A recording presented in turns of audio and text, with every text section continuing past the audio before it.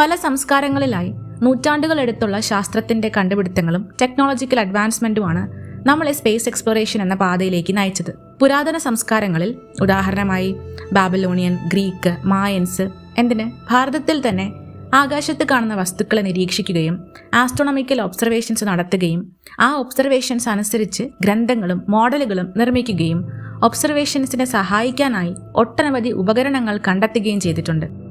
കുറച്ച് ഉദാഹരണങ്ങൾ പറയാനാണെങ്കിൽ സൂര്യനെയും ചന്ദ്രനെയും അടിസ്ഥാനമാക്കിയ ലൂണാർ ആൻഡ് സോളാർ കലണ്ടറുകൾ, ഗ്രഹണങ്ങൾ, ഗ്രഹണങ്ങളുടെ പ്രവചനങ്ങൾ, ഇക്വിനോക്സ് പോലുള്ള സെലസ്റ്റിയൽ ഇവന്റുകൾ ഒബ്സർവ് ചെയ്യാൻ വേണ്ടിയിട്ട് പുരാതനമായി പല സ്ഥലങ്ങളിൽ നിർമ്മിച്ചിരിക്കുന്ന മോണിമെന്റുകൾ, ഇവയെല്ലാം പണ്ട് തൊട്ടേ നമുക്ക് സ്പേസ് എക്സ്പ്ലോറേഷനിൽ താല്പര്യമുണ്ടായിരുന്നു എന്ന് കാണിക്കുന്ന തെളിവുകളാണ്.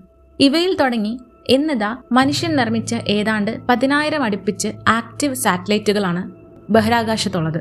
So how is this possible?